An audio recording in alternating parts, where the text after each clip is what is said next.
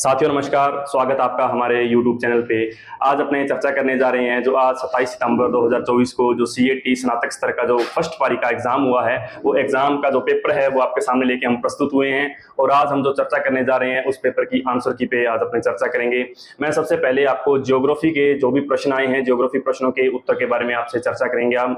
उसके बाद जो आपके पॉलिटिकल के और कल्चर के जो क्वेश्चन रहेंगे उसके बाद में सुभाष सर आपसे चर्चा करेंगे। तो पहले अपने ज्योग्राफी के प्रश्नों पर चर्चा करते हैं। साथियों, आज का जो पेपर था CET स्नातक स्तर का जो प्रथम पारी का पेपर था 27 सितंबर का, ये पेपर जो उम्मीद करते हैं हम सभी साथियों का बहुत अच्छा गया होगा पेपर, क्योंकि बहुत ही अच्छा पेपर था। जो प्रश्न आए हैं जीके के, जो पॉलिटिकल, ज्योग्राफी, हिस्ट्री, इनके जो प्रश्न आए हैं वो बहुत ही अच्छे लेवल के प्रश्न हैं, यानी कि हार्ड लैंग्वेज नहीं है, बहुत ही आसान लैंग्वेज आई है। जिसने भी 2 या 3 महीने ठीक ठाक तैयारी कर ली है उसको 40% अंक लाने में कोई परेशानी नहीं होगी। बहुत ही अच्छा पेपर था, कोई हार्ड पेपर नहीं था।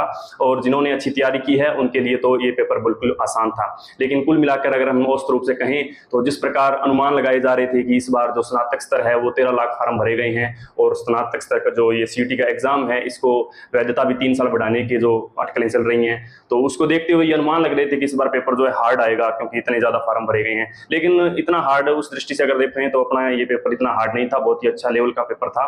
तो ये आपके सामने ये पेपर है। इस पेपर की आज अपने आंसर की पे चर्चा करेंगे। सबसे पहले अपने ज्योग्राफी के पार्ट की बात कर लेते हैं। ज्योग्राफी के जो भी आपके 20-25 प्रश्न आए हैं, सबसे पहले अपने उन प्रश्नों के आंसर के बारे में बात करेंगे। सिर्फ आपको भी आंसर बताए जाएंगे इसमें। तो देखते हैं अपने ज्योग्राफी का जो पहला प्रश्न था।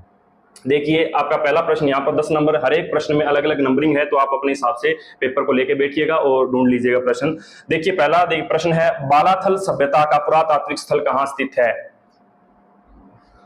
बालाथल सभ्यता का पुरातात्विक स्थल पूछा गया है। तो बालाथल सभ्यता है ये जो वल्लभ नगर उदयपुर में बालाथल सभ्यता है, और इसका ऑप्शन नंबर जो C होगा ये सही उत्तर होगा। सिंधु घाटी सभ्यता का ये स्थल है बालाथल, जो कि उदयपुर के वल्लभ नगर में स्थित है। आगे देखिए साथियों, प्रश्न था, कत्था कौन से वृक्ष की आंतरिक लकड़ी से प्राप्त किया जाता है? तो ये कत्था है जो ये खैर का पेड़ होता है, खैर पेड़ की आंतरिक लकड़ी से प्राप्त किया जाता है कत्था। तो इसमें आपका सही उत्तर होगा खैर पेड़, यानी ऑप्शन A जो है वो सही उत्तर होगा।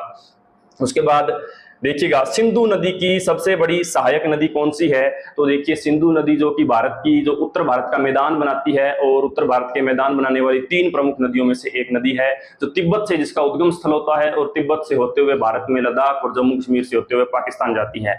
तो इसकी सहायक नदी पूछी गई है। तो इनकी इसकी जो भारत के अंदर सहायक नदियां हैं वो 5 सहायक नदियां हैं, जो रावी, चिनाब, झेलम, सतलज और व्यास। तो 5 प्रमुख सहायक नदियां हैं। उनमें से सबसे जो बड़ी सहायक नदी है वो है चिनाब नदी, यानी आपके ऑप्शन A के अंदर दिया गया है चिनाब नदी। ये सिंधु नदी की सबसे बड़ी सहायक नदी है, क्योंकि अन्य जो नदियां हैं रावी, झेलम, सतलज और व्यास, वो सारी नदियां आकर चिनाब नदी में विसर्जित होती हैं, और चिनाब नदी जाकर सिंधु नदी में विसर्जित होती है। तो इस दृष्टि से चिनाब नदी सबसे बड़ी प्रमुख नदी है सिंधु नदी की सहायक नदी के रूप में अगर देखें तो।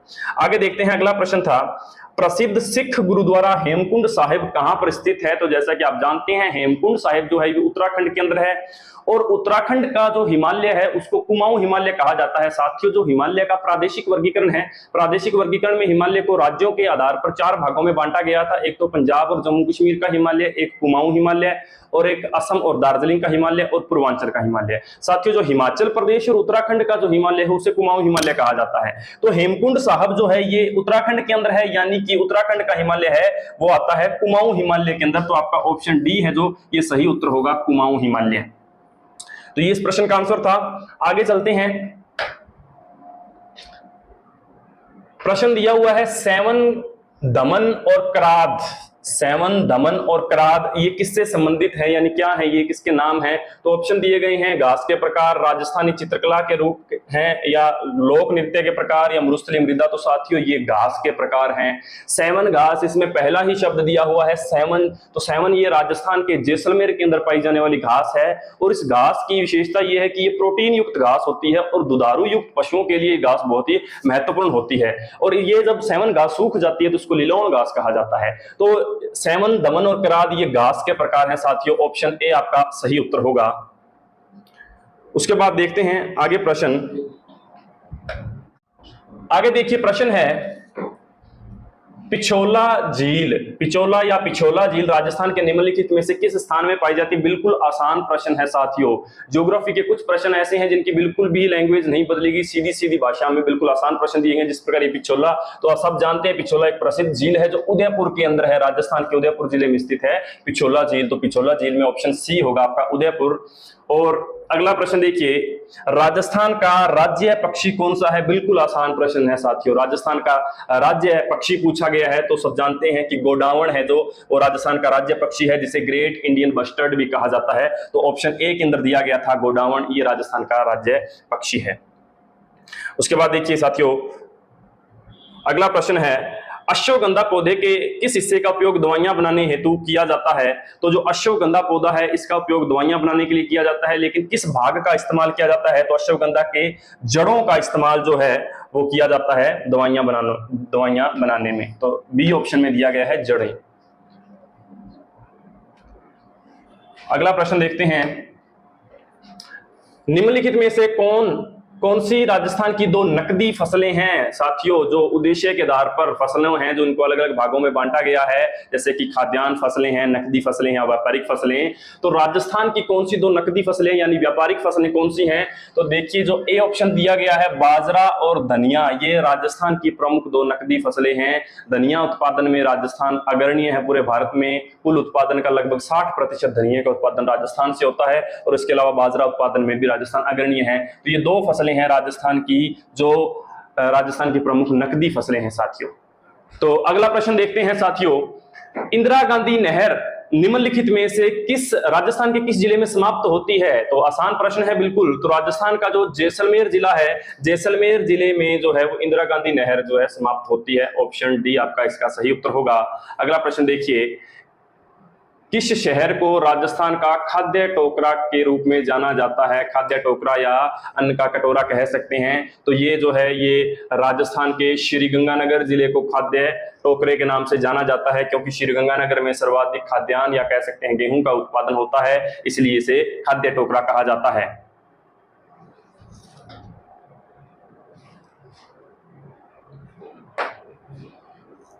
आगे देखिए साथियों, प्रश्न है, वर्गीज कुरियन को भारत में किस क्रांति के जनक के रूप में जाना जाता है? तो वर्गीज कुरियन, आसान प्रश्न है बिल्कुल ही। वर्गीज कुरियन जो है वो श्वेत क्रांति के जनक कहलाते हैं। तो ऑप्शन जो सी है वो आपका सही उत्तर होगा। वर्गीज कुरियन को भारत में श्वेत क्रांति के जनक के रूप में जाना जाता है।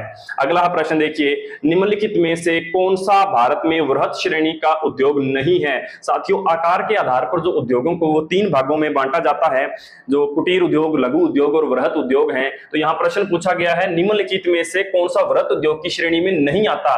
तो देखिए, लोहा और इस्पात उद्योग बिल्कुल वृहत उद्योग की श्रेणी में आता है। सूती कपड़ा उद्योग भी वृहत श्रेणी का उद्योग है।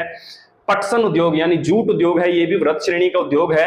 खादी और ग्रामोद्योग ये वृहत श्रेणी के उद्योग नहीं है, यानी कि ग्रामोद्योग यानी कि ग्रामीण क्षेत्रों में जो छोटे छोटे लघु और कुटीर उद्योगों की स्थापना होती है उसको ग्रामोद्योग कहा जाता है। तो ये वृहत उद्योगों की श्रेणी में नहीं आते, ये लघु और कुटीर की श्रेणी में आते हैं। तो ऑप्शन जो डी है वो आपका सही उत्तर होगा।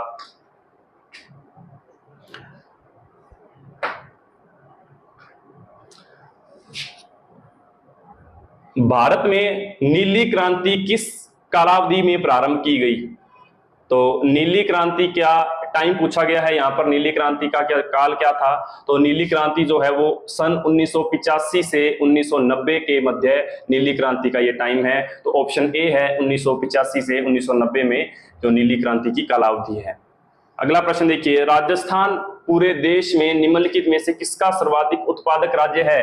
तो नीचे कुछ फसलें दी गई हैं, इनमें से बताना है कि कौन सी फसल में राजस्थान अग्रणीय है या प्रथम स्थान पर है। ऊन, चाय, गेहूं, चावल। तो साथियों, ऊन जो है, ऊन में राजस्थान अग्रणीय है। पूरे भारत में ऊन उत्पादन में राजस्थान का प्रथम स्थान है। अगला प्रश्न देखिए, राजस्थान में दिखाई दे रहा होगा आपको प्रश्न, राजस्थान में निम्नलिखित में से कौन सा बांध है जिसका सिंचाई और जल विद्युत दोनों के लिए उपयोग किया जाता है? यानी कि बांध ऐसा जिसका सिंचाई के लिए भी उपयोग किया जाता है और जल विद्युत बनाने में भी उपयोग किया जाता है।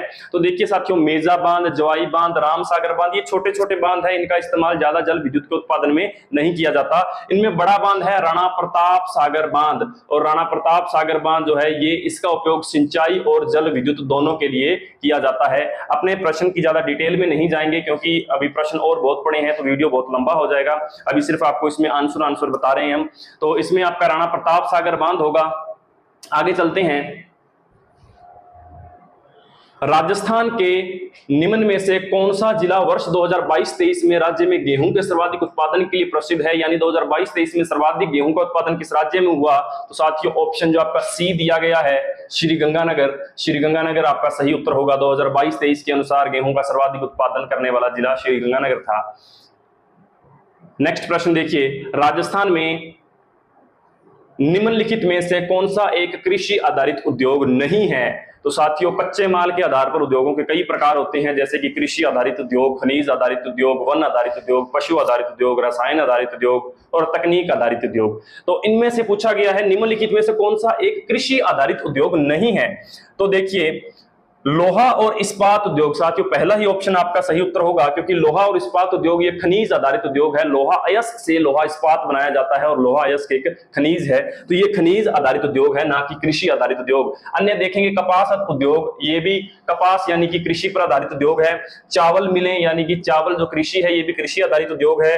दाल मिलें ये भी कृषि आधारित उद्योग है। तो लोहा इस्पात उद्योग इसका सही उत्तर होगा।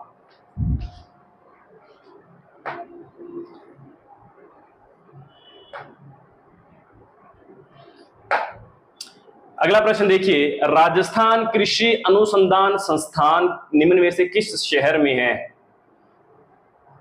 राजस्थान कृषि अनुसंधान संस्थान किस शहर में है? तो जो जयपुर के अंदर है राजस्थान कृषि अनुसंधान संस्थान। ऑप्शन ए आपका सही उत्तर होगा, जयपुर। अगला प्रश्न देखिए, रामगंज मंडी जिसे धनिया शहर के नाम से भी जाना जाता है, निम्नलिखित में से राजस्थान के किस शहर के नजदीक स्थित है? तो रामगंज मंडी या जिसको धनिया शहर कहते हैं ये कोटा के नजदीक है। राजस्थान के कोटा जिला मुख्यालय के नजदीक स्थित नगर है। तो ऑप्शन बी आपका सही उत्तर होगा इसमें। उसके बाद देखिए साथियों, ये वैसे तो अर्थशास्त्र का प्रश्न है लेकिन भूगोल में भी इसकी चर्चा आती है। भारत सरकार ने किस वर्ष में भारत की नवीन आर्थिक नीति का शुभारंभ किया था? तो नवीन आर्थिक नीति को जो शुभारंभ है वो 1991 में किया गया था। 1991 में इस नवीन आर्थिक नीति में भारत ने जो एलपीजी को अपनाया था, यानी कि वैश्वीकरण, निजीकरण और उदारीकरण को अपनाया गया था। और ये 1991 में कांग्रेस की सरकार और प्रधानमंत्री पीवी नरसिम्हा राव की सरकार के दौरान ये 1991 में नई आर्थिक नीति अपनाई गई थी। तो इसमें आपका उत्तर होगा ऑप्शन डी, 1991।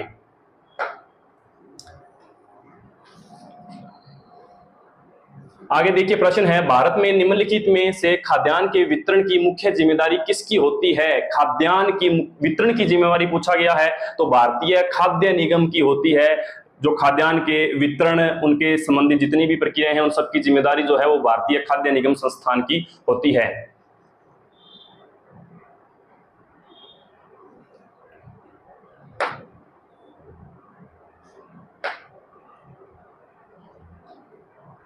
देखिए साथियों, यहां प्रश्न दिया गया है, प्रथम भारतीय उपग्रह का नाम कौन सा है? तो भारत ने जो अपना कृत्रिम उपग्रह अंतरिक्ष में भेजा था, तो प्रथम उपग्रह कौन सा भेजा था? तो आर्यभट्ट जो है वो भारत का प्रथम कृत्रिम उपग्रह है। तो प्रथम भारतीय उपग्रह का नाम तो आर्यभट्ट है। ऑप्शन ए में आपका दिया गया है आर्यभट्ट। तो ये आपका सही उत्तर होगा।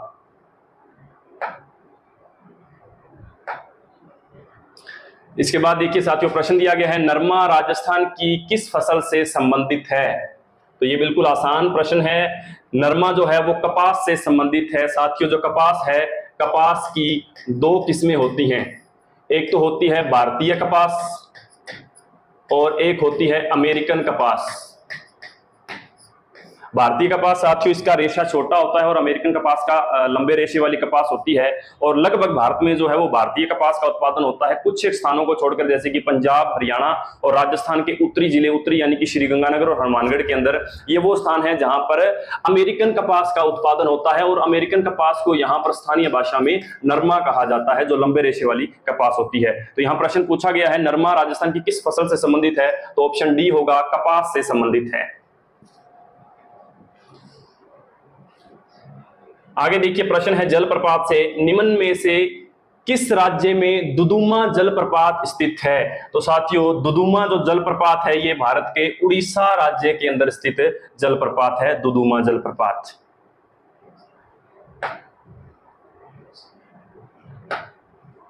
उसके बाद देखिए निम्न में से कौन सा जीवाश्म पार्क है? यहां पर कुछ राष्ट्रीय पार्क अभ्यारण्यों के नाम दिए गए हैं, पूछा गया है कौन सा जीवाश्म पार्क है, यानी कि जो पेड़ पौधे और जीव जंतुओं के अपशिष्ट से मिलकर बना है, जीवाश्मों से मिलकर बना है। तो सरिस्का, रणथंभौर, अकालवुड और केवलादेव, ये जो अभ्यारण्य है इनमें से जो अकालवुड अभ्यारण्य है, ऑप्शन सी में अकालवुड दिया गया है। और अकालवुड ध्यान रखिएगा जैसलमेर के अंदर है, राजस्थान के जैसलमेर में स्थित है अकालवुड पार्क, ये जीवाश्म से निर्मित पार्क है। तो इसमें आपका ऑप्शन सी सही उत्तर होगा।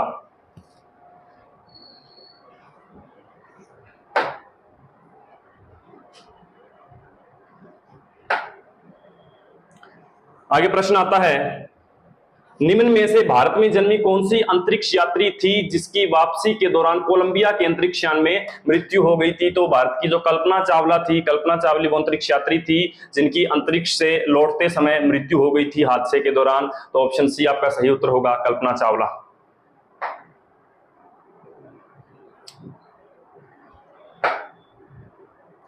यहां पर इंग्लिश के प्रश्न हैं कुछ, तो आगे अपने देखते हैं। प्रश्न आता है अपना अरावली श्रृंखला। अरावली श्रृंखला के निम्नलिखित शिखरों में से सबसे ऊंची चोटी कौन सी है? बिल्कुल ही आसान प्रश्न है साथियों। राजस्थान की जो अरावली पर्वतमाला है लगभग सभी लोग जानते होंगे कि इसकी सबसे ऊंचा शिखर जो है वो गुरु शिखर है, जो सिरोही के अंदर है। तो ऑप्शन सी जो आपका दिया गया है गुरु शिखर, सी ऑप्शन गुरु शिखर जो है वो अरावली श्रृंखला का सबसे ऊंचा शिखर है। इसके अगला प्रश्न है काली सिंध तापीय ऊर्जा। तो काली सिंध तापीय ऊर्जा परियोजना निम्नलिखित में से राजस्थान के किस क्षेत्र में स्थित है? काली सिंध नदी के ऊपर बनी हुई है काली सिंध तापीय परियोजना, और यह राजस्थान के झालावाड़ जिले के अंदर स्थित है। चंबल नदी की सहायक नदी है काली सिंध नदी, जो कि झालावाड़ से होते हुए चंबल नदी में जाकर मिलती है। तो झालावाड़ में काली सिंध नदी पर काली सिंध तापीय ऊर्जा परियोजना बनाई गई है। ऑप्शन सी सही उत्तर होगा, झालावाड़।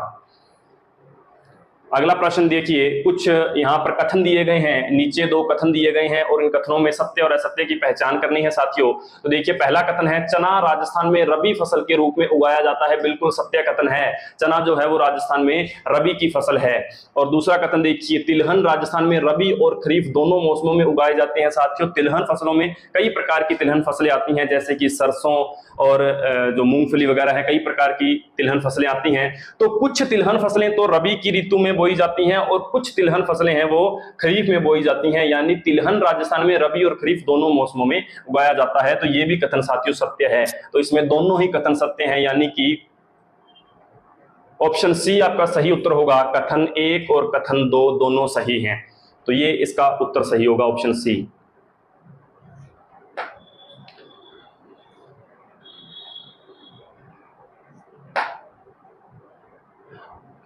अगला प्रश्न देखते हैं साथियों, ब्रह्मपुत्र नदी के बारे में प्रश्न है। ब्रह्मपुत्र नदी के बाएं तट की सहायक नदी का नाम बताइए। तो साथियों प्रभुपुत्र नदी उत्तर पूर्वी भारत में बहने वाली भारत की एक प्रमुख नदी है, जो तिब्बत के चेमा डोंगयू नामक हिमनद से निकलकर और भारत में अरुणाचल प्रदेश और असम से प्रवाहित होती हुई बांग्लादेश में जाती है। तो यहाँ पर असम के अंदर इसमें कुछ नदियां आकर मिलती हैं, जैसे कि बुरही, दिहिंग, संकोश, कामेंग, सुबनसिरी, लोहित, दिबांग, तिस्ता, ये कुछ उसकी सहायक नदियां हैं। यहाँ पूछा गया है इन नदियों में से बाएं तट पर आकर मिलने वाली ब्रह्मपुत्र की कौन सी सहायक नदी है? तो साथियों सुबनसिरी जो नदी है ये ब्रह्मपुत्र नदी के बाएं तट पर आकर मिलती है। तो इसमें आपका ऑप्शन सी सही उत्तर होगा, सुबनसिरी नदी। आगे बढ़ते हैं, पश्चिमी घाट को किस राज्य में सह्याद्री के नाम से जाना जाता है? तो साथियों आप जानते हैं कि जो भारत में तटवर्तीय भाग है, तटवर्तीय भाग में पश्चिमी तट जो है, पश्चिमी तट के साथ साथ एक पर्वतमाला है। इस प्रकार जो भारत दक्षिणी भारत है, दक्षिणी भारत में इस पर्वत पश्चिमी तट के साथ साथ में एक पर्वतमाला है जिसको पश्चिमी घाट कहा जाता है। तो यहाँ पश्चिमी घाट को किस राज्य में सह्याद्री कहा जाता है? तो इस पश्चिमी घाट में अगर राज्यों की बात करें तो महाराष्ट्र, कर्नाटक राज्य मुख्यतः आते हैं। तो महाराष्ट्र में इस राज्य को जो है, इस पश्चिमी घाट को है वो सह्याद्री नाम से जाना जाता है। तो सह्याद्री को, पश्चिमी घाट को महाराष्ट्र में सह्याद्री कहा जाता है। ऑप्शन डी सही उत्तर होगा। अगला प्रश्न देखिए, गोंडवाना कोयले के बारे में निम्न में से कौन सा कथन सही नहीं है? तो ये गोंडवाना कोयला है, इसमें से कथन की पहचान करनी है। देखिए साथियों, यह मुख्यतः पीट और लिग्नाइट प्रकार का कोयला है, तो कथन ये सत्य नहीं है, क्योंकि जो कोयले के प्रकार हैं एंथ्रेसाइट, लिग्नाइट, बिटुमिन्स और पीट, तो इसमें कहा गया है पीट और लिग्नाइट प्रकार का कोयला है, तो सिर्फ पीट और लिग्नाइट प्रकार का ये कोयला नहीं है, इसमें बिटुमिन्स प्रकार भी पाया जाता है। और अगला प्रश्न, अगला जो वाक्य है देखिए, रानीगंज, झरिया, टाटापानी और हिमगिरी गोंडवाना रचना की कुछ प्रमुख कोयला खाने हैं। बिल्कुल सही है, रानीगंज, झरिया प्रमुख इसकी कोयला खाने हैं। गोंडवाना कोयला कार्बोनिक फेरिस काल से संबंधित है, ये भी सत्य कथन है। गोंडवाना कोयले का जो काल है वो कार्बोनिक फेरिस युग है। यह दामोदर घाटी, महानदी, गोदावरी, नर्मदा घाटी में पाया जाता है, तो ये भी कथन सत्य है। तो इसमें जो हमारे अनुसार साथियों जो प्रश्न उत्तर जो सही होगा वो होगा ऑप्शन ए उत्तर है, सही होगा। पीट और लिग्नाइट प्रकार का कोयला नहीं है, क्योंकि इसमें गलत कथन की पहचान करनी थी, तो ए ऑप्शन जो है वो आपका गलत कथन है। अगला प्रश्न देखिए, 2004 में चंदौली को राष्ट्रीय उद्यान घोषित किया गया था, यह भारत के कौन से राज्य में है? तो सीधा सीधा पूछा गया है, चंदौली राष्ट्रीय उद्यान भारत के कौन से राज्य में है? तो राज्य पूछा गया है, तो चंदौली जो है वो महाराष्ट्र राज्य के अंदर है। चंदौली राष्ट्रीय उद्यान महाराष्ट्र राज्य में स्थित है, तो ऑप्शन ए जो है वो आपका सही उत्तर होगा।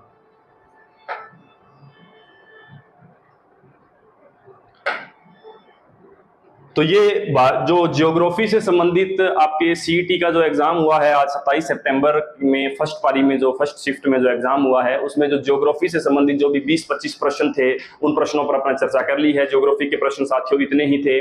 उम्मीद करते हैं आप में से जो भी लोग ये वीडियो देख रहे हैं उनमें से ये प्रश्न लगभग के सही होंगे, क्योंकि ज्यादा हार्ड लैंग्वेज नहीं थी, बिल्कुल आसान से प्रश्न पूछे गए थे, साधारण भाषा में पूछे गए थे। तो अपने अब नेक्स्ट जो अन्य सवाल हैं वो अपने पॉलिटिकल और कला संस्कृति के लिए हम सुभाष सर को बुलाएंगे। सुभाष सर आपके साथ यहाँ पर चर्चा करेंगे और आपको जो राजनीति के और कला संस्कृति के जो प्रश्न हैं उनके निशान लगवाएंगे और आपसे चर्चा करेंगे। तो साथियों ज्योग्राफी के प्रश्नों के लिए इतना ही। हाँ, तो ज्योग्राफी के जो क्वेश्चन आंसर आपके साथ अकरम सर ने आपको दिखाए, क्वेश्चन आंसर जो है डिस्कस किए, और अब हम बात करने जा रहे हैं पॉलिटिकल साइंस के जो प्रश्न आए हैं आपके एग्जाम के अंदर।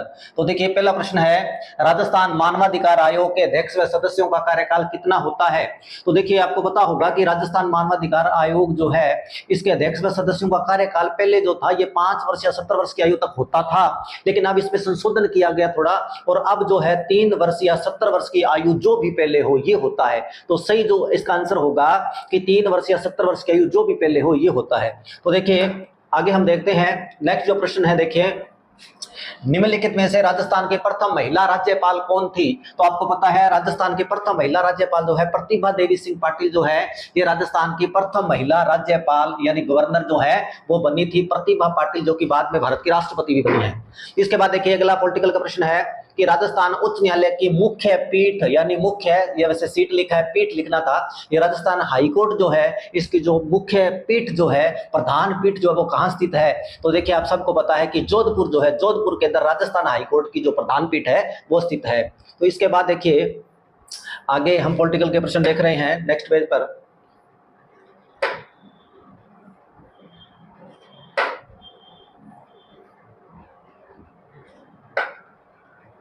तो देखिए ये आगे प्रश्न है पॉलिटिकल का, नीति आयोग के प्रथम उपाध्यक्ष कौन थे? नीति आयोग के वर्तमान उपाध्यक्ष नहीं पूछे हैं, ये बात ध्यान रखना। नीति आयोग के प्रथम उपाध्यक्ष आपको पता है योजना आयोग का नाम जो है 2015 में नरेंद्र मोदी सरकार ने नीति आयोग कर दिया था, और नीति आयोग का अध्यक्ष हमेशा प्रधानमंत्री होता है। तो यहाँ पर पूछा है उपाध्यक्ष, तो आपको पता है अरविंद पनगडिया जो है, अरविंद पनगडिया ये नीति आयोग के प्रथम उपाध्यक्ष थे। तो इस प्रश्न का उत्तर हो जाएगा कि नीति आयोग के प्रथम उपाध्यक्ष अरविंद पनगडिया थे। इसके बाद देखिए नेक्स्ट प्रश्न देखेंगे,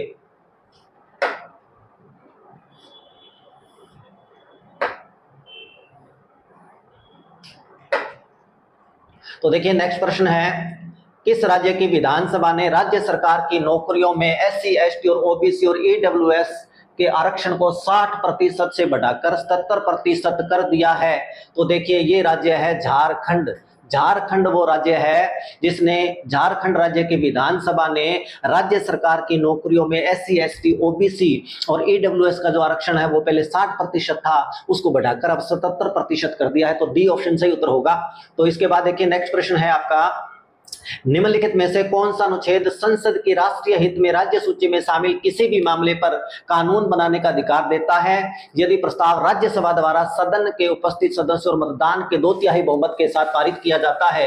निम्न में से सबसे उपयुक्त विकल्प चुनिए। तो आपको पता होगा कि जो राज्य सूची के विषय होते हैं उन पर कानून बनाने की जो पावर, क्योंकि राज्य को जो विषय सब्जेक्ट दिए जाते हैं जिन पर स्टेट कानून बना सकता है वो राज्य सूची में शामिल होते हैं।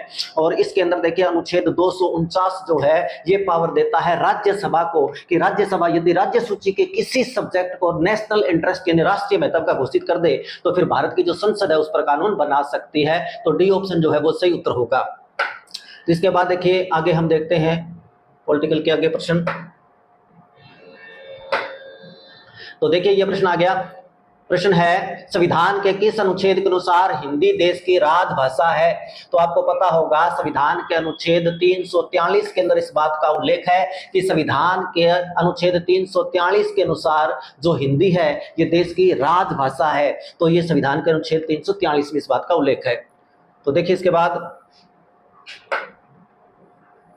तो ये देखिए ये प्रश्न है निम्नलिखित में से कौन सी भारतीय संविधान की मुख्य विशेषता नहीं है। तो भारतीय संविधान के देखिए इन सारे ऑप्शन पे हम गौर करते हैं। तो पहला दे रखा है विभिन्न स्रोत से लिए गए प्रावधान। ये बात सही है। भारत का संविधान आपको पता विभिन्न रिसोर्सेज बहुत हैं भारतीय संविधान में से, जैसे 1935 के अधिनियम में से मौलिक अधिकार अमेरिका में से लिया गया है, अमेरिका से लिया गया है, मौलिक कर्तव्य रूस से लिए गए हैं। इस तरह से ये तो विशेषता है। और नहीं पूछा है कि जो विशेषता नहीं है तो देखिए दोहरी नागरिकता का प्रावधान। आपको पता है भारत का जो संविधान है भारत को इकहरी नागरिकता सिंगल सिटीजनशिप जिसको एकल नागरिकता कहते हैं ये हमने ब्रिटेन से लिया है। तो ये जो दोहरी नागरिकता ये विशेषता नहीं है। बाकी सारी विशेषताएं देखिए भारत का संविधान सबसे लंबा लिखित संविधान है, विश्व का सबसे बड़ा लिखित संविधान, ये बात सही है। इसके बाद सारा भूमि वैश्यक मताधिकार यानी भारत की पूरी भूमि पर रहने वाले जो वैश्यक यानी 18 साल के नागरिक जिनका वोट बन गया है वो सब मताधिकार का अधिकार भारत का संविधान देता है। तो बाकी सारी विशेषताएं दोहरी नागरिकता का प्रावधान जो है ये नहीं है। तो इसके बाद देखिए नेक्स्ट आपका प्रश्न आएगा ये है किसने प्रधानमंत्री को प्राइमस इंटर पेरेस समकक्षों में सबसे आगे रहने वाला और कैबिनेट के प्रमुख स्तंभ के रूप में वर्णित किया है। तो आपको पता होगा ये जो प्रधानमंत्री हैं लॉर्ड मॉर्ले जो कि प्रसिद्ध पत्रकार भी रह चुके हैं ब्रिटेन के। तो ये जो प्रधानमंत्री है समकक्षों में सबसे आगे रहने वाला जो है लॉर्ड मॉर्ले के बारे में ऐसा कहा जाता है। तो आगे देखिए नेक्स्ट प्रश्न है राजस्थान के प्रथम लोकायुक्त। आपको पता है कि राष्ट्रीय स्तर पर भ्रष्टाचार को रोकने के लिए लोकपाल होता है और प्रत्येक स्टेट के अंदर एक पोस्ट बनाई गई जिसको लोकायुक्त कहा जाता है। तो ये भ्रष्टाचार संबंधी जो है वो काम करता है भ्रष्टाचार को रोकने के लिए। तो आपको पता होगा जस्टिस आई.डी. दुआ जो है आई.डी. दुआ जो कि हाईकोर्ट के जस्टिस रह चुके हैं, आई.डी. दुआ राजस्थान के प्रथम लोकायुक्त थे। इस बात को आप ध्यान में रखें।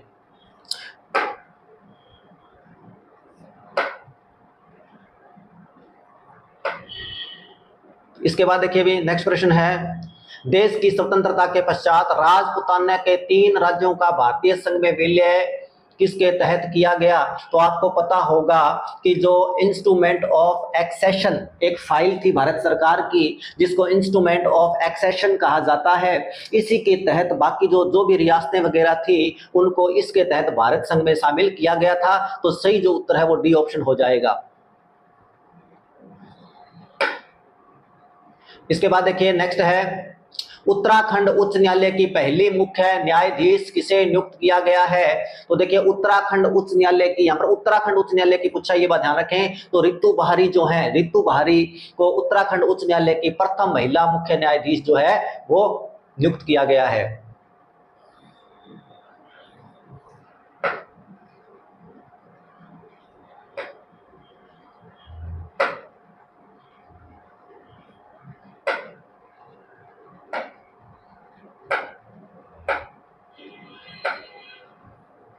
इसके बाद देखिए ये हिस्ट्री का प्रश्न है। वैसे सीमांत गांधी के नाम से किसे जाना जाता है।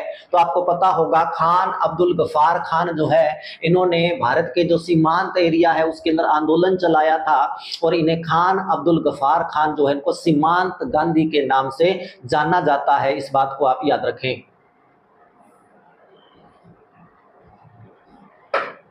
नेक्स्ट देखिए निम्न में से कौन सा कर राजस्थान राज्य सरकार द्वारा लगाया व संग्रहित नहीं किया जाता?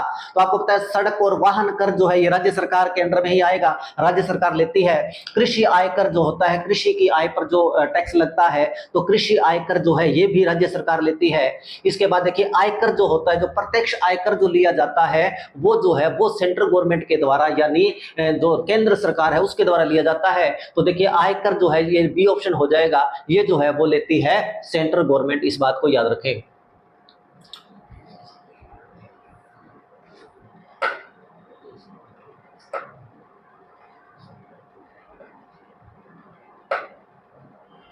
इसके बाद देखिए भी अगला प्रश्न है, भारत के प्रथम प्रधानमंत्री जवाहरलाल नेहरू द्वारा सन 1947 के 14-15 अगस्त की मध्य रात्रि को दिए गए प्रसिद्ध भाषण को किस नाम से जाना जाता है? तो आपको पता होगा ट्रिस्टी विद डेस्टिनी जो है वो जवाहरलाल नेहरू ने जो भाषण दिया है मध्य रात्रि को जब देश आजाद हुआ उस समय, ये ए ऑप्शन जो है ये आपका सही होगा।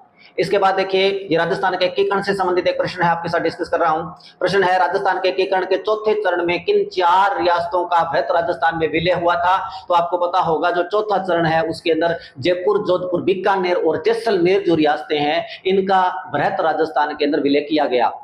तो नेक्स्ट देखिए वर्ष 2023 में राजस्थान के राज्य चुनाव आयुक्त कौन थे? तो आपको पता होगा मधुकर गुप्ता है, यही थे जो वर्तमान में है। 2023 के अंदर राज्य चुनाव आयुक्त जो है वो नियुक्त किया गया था।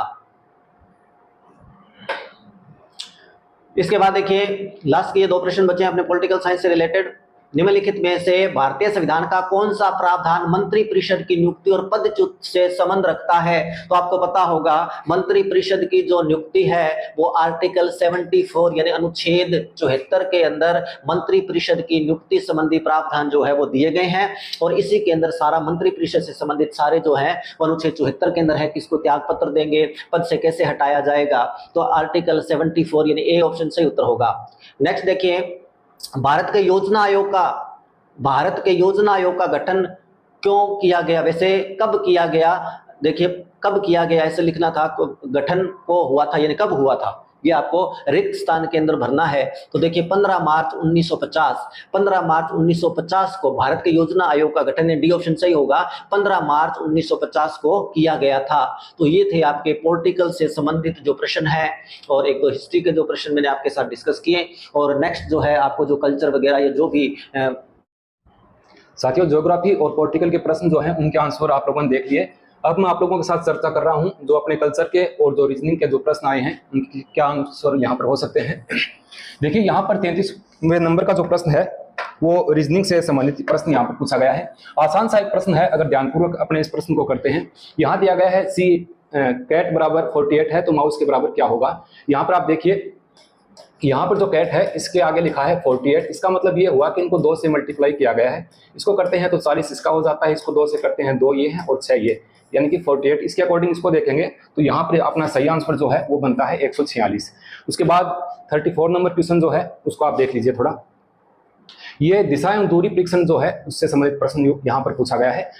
थोड़ा मैं बता देता हूँ। रंजन उत्तर की ओर 15 किलोमीटर गया, उसके बाद दाहिनी तरफ मुड़कर 10 किलोमीटर चला, उसके बाद बाईं ओर मुड़कर 20 किलोमीटर चलता है। आपने अच्छा सा डायग्राम बनाकर इसको हल कर लिया होगा। अगर मैं आपको यहाँ पर इसको करके बताऊं तो काफी टाइम लग जाएगा। इसका सही आंसर जो है वो आएगा 35 किलोमीटर। ठीक है, ये आंसर जो है वो इसका सही आंसर है। आशा करता हूँ सभी इसको सही करके आए होंगे।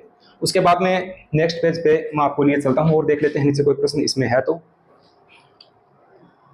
हाँ, यहाँ आ जाइए और 40 नंबर प्रश्न जो है इसको देख लेते हैं। यह भी रीजनिंग का जो प्रश्न है वो पूछा गया है। 5 दोस्त सचिन, कमल, मोहन, अरुण और राम। सचिन का कद कमल से छोटा है। इस प्रकार से ये जो चीजें होती हैं इनको आप जानते हो कि जो भी होते हैं उसके अकॉर्डिंग अपने को लिखना पड़ता है। जैसे सचिन का कद कमल से छोटा है तो यहाँ अपने पहले सचिन को लिखेंगे। सचिन का कद किससे छोटा है? कमल से, तो कमल को अपने ऊपर लिखेंगे यहाँ पर। ठीक है, थोड़ा हल करके बता देता हूँ। सचिन का कद कमल से छोटा है पर राम से बड़ा है, यानी कि कमल से छोटा है और राम से बड़ा है, यानी कि राम यहाँ आ जाएगा। ठीक है, मोहन का कद सबसे लंबा है तो मोहन यहाँ पर सबसे ऊपर अपने किसको लिखेंगे? मोहन को लिखेंगे, मोहन सबसे लंबा है। अरुण का कद कमल से थोड़ा कम है और सचिन से बड़ा है, कमल से कम है, यानी अरुण जो है वो कमल से कम है, अरुण यहाँ पर आ जाएगा। इन्होंने पूछा क्या है? कद में दूसरा सबसे बड़ा कौन है? तो दूसरा सबसे बड़ा यहाँ पर कमल हो जाएगा। तो सही आंसर जो है वो ए ऑप्शन जो है, ए विकल्प यहाँ पर सही आंसर इसका बनता है। उसके बाद 41 जो क्वेश्चन है उसको आप देख लीजिए। अंग्रेजी शब्दकोश में निम्नलिखित में से कौन सा शब्द दूसरे नंबर पे आएगा? यानी कि अपने पहला अक्षर इनका देखते हैं तो एम जो है वो विकल्प सभी में दिया हुआ है। तो एम से ये तय नहीं होता कि कौन सा पहले आएगा कौन सा बाद में आएगा। उसके बाद में सेकंड नंबर पे जो आता है वो ए दिया हुआ है, इससे भी तय नहीं होता। इस हिसाब से अपने देखते हैं अल्फाबेट के हिसाब से। इनका एक अच्छा प्रश्न यहाँ पर दिया गया है जो वर्ण वाला है उससे संबंधित है। 60 है, 45 है, 32 है और 21 है। अगली श्रृंखला यहाँ पर क्या होगी इसके बारे में यहाँ पर पूछा गया है। तो 12 जो है वो यहाँ पर होगा, आप लोगों ने निकाल लिया होगा। इस हिसाब से है, पहले 15 का जो अंतर है वो इसमें आया है, उसके बाद 13 का अंतर है, यानी घटते क्रम में है। तो उस हिसाब से अपने करते हैं तो 12 इसका सही आंसर यहाँ पर बनता है। नेक्स्ट कोई प्रश्न? ये अच्छा प्रश्न है। कई बार बच्चे क्या प्रश्न को आसान समझ के गलत कर देते हैं, थोड़ा सा इनको ध्यानपूर्वक पढ़ना पड़ता है।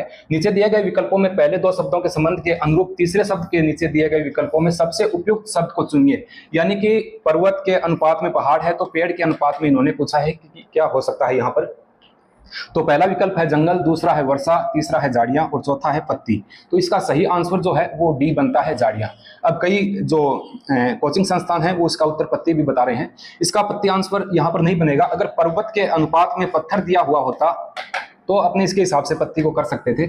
यानी कि पर्वत से जस्ट छोटे वाला जो प्रारूप है उसको यहाँ पर दर्शाया गया है। तो पेड़ों के छोटे प्रारूप में देखेंगे तो पत्तियां न होकर के झाड़ी जो है, झाड़ियां, ये यहाँ पर सही विकल्प अपना यहाँ बनता है। नेक्स्ट चलते हैं और इस प्रश्न को थोड़ा सा आप देख लीजिएगा। वही है विषम को पहचानिए, यानी कि असंगत की अपने को यहाँ पर पहचान करनी है। ग्रीस है ऑप्शन ए में, बी में यहाँ पर फ्रांस दिया हुआ है और 3 में कोरिया है और फिर पोलैंड है। ये जो है ग्रीस है, फ्रांस है, पोलैंड है, यूरोप महाद्वीप के देश के अंतर्गत आते हैं, जबकि कोरिया, दक्षिणी कोरिया ये वाला जो हिस्सा है ये अपने एशिया महाद्वीप के अनुसार, इस हिसाब से इनसे ये यहाँ पर भिन्न हो रहा है। तो सही विकल्प जो है वो इसमें सी यहाँ पर अपना रहने वाला है। आगे अपने देख लेते हैं कोई और प्रश्न रीजनिंग और कल्चर से रिलेटेड है तो मैं आप लोगों को यहाँ बता देता हूँ। मोटे मोटे तौर पे जो आंसर थे वो हम लोगों ने आपको बताने की कोशिश की है। यहाँ पर देखिए, यदि किसी कोड में ओ को एल, ए को एच, एम को आई और एस को एफ लिखा जाता है, ये तो आप लोगों ने कर लिया होगा। इस प्रकार के प्रश्नों को हल करते हैं तो इनके सामने पहले पेपर में अपने को लिखना पड़ता है कि ओ को यहाँ पर इन्होंने एल कहा है और ए जो है उसको एच कहा है। इस प्रकार से लिख करके हल करते हैं। तो इसके अकॉर्डिंग अपने देखें तो बी जो ऑप्शन है ये यहाँ पर सही विकल्प अपना बन रहा है। 102 का जो प्रश्न है उसको देख लीजिएगा। आपके पेपर में श्रृंखला अलग हो सकती है। यहाँ जो प्रश्न 102 पर है वो आपके पेपर में शायद अलग प्रकार से मिलेगा, नीचे की सीरीज में भी हो सकता है। ये जो प्रश्न इस प्रकार के आते हैं, ये इस प्रकार के प्रश्न एसएससी जीडी में, एसएससी का जो सीजीएल का एग्जाम होता है उसमें पूछे जाते हैं। इनका सही अनुमान लगाना तो मुश्किल होता है, ये बोर्ड पे डिपेंड करता है कि क्या वो इसका आंसर मानते हैं। फिर भी अगर अपने इसको देखते हैं तो इसका जो ए ऑप्शन जो है, दोनों निष्कर्ष ए और जो सेकंड है, फर्स्ट और सेकंड दोनों इसका अनुसरण करते हैं। देखिए, कोई भी सेब अंगूर नहीं है तो दोनों डायग्राम अलग बनेंगे। ये सेब है और ये कोई भी सेब अंगूर नहीं है, नहीं सॉरी, कोई भी सेब केला नहीं है। तो ये केला जो है, कोई भी सेब, ये पहले के अनुसार बनता है। और दूसरे विकल्प को देखते हैं, कुछ केले अंगूर नहीं है, यानी कि कुछ केले अंगूर नहीं है। जैसे ये केला है, अलग बना के देख लेते हैं, कुछ केले अंगूर नहीं है। तो अंगूर इससे अपने एक बार बाहर भी कर सकते हैं। इनका कहने का मतलब ये है कि इसकी भाषा को अगर पढ़ते हैं तो ये कह रहा है कि कोई भी कुछ केले अंगूर नहीं, इसका मतलब कुछ केले अंगूर नहीं, कुछ केले यहाँ पर हो सकते हैं। इसको पूरे डायग्राम को अपने समझते हैं तो यहाँ पर ए जो है वो मेरे हिसाब से इसका सही विकल्प जो है वो निकल करके सामने आता है। आगे चलते हैं और ये जो रिश्ता परीक्षण है उससे लिया गया है प्रश्न है। अनूप ने मुन्ना से कहा, कल मैंने अपनी दादी के पुत्री के इकलौते भाई को हरा दिया। अनूप ने किसको हराया है? तो ये सीधा सा पूछा गया है, यानी दादी की पुत्री कौन हो गई? बुआ हो गई, और बुआ का इकलौता भाई पिताजी हो गए। तो यहाँ पिताजी के लिए ये बात कही गई है। डी विकल्प जो है वो यहाँ पर सही आंसर है। उसके बाद में एक साइंस का प्रश्न है, इसको आप देख लीजिएगा। ये तो सीधा सपाट सा ही है, ये कई बार पूछा जाता है। राजस्थान पुलिस या वीडियो जैसे एग्जाम होते हैं उनमें ये कई दफा प्रश्न पहले पूछा हुआ भी है। देखिए, ज्योग्राफी के हो गए हैं, पॉलिटिकल के हो गए, कल्चर के और रीजनिंग के प्रश्न आपके जो आंसर जो थे वो हम लोगों ने बताए हैं। सेकंड शिफ्ट का हो सकेगा तो उसके भी आंसर के लेके आएंगे। अगर संभव हुआ तो बचा हुआ जो इसका पार्ट है हिंदी इंग्लिश का और जो मैथ के कुछ प्रश्न हैं वो भी करवाने की कोशिश करेंगे। मिलते हैं किसी नेक्स्ट सेशन में नई जानकारी के साथ। तब तक के लिए नमस्कार, जय हिंद।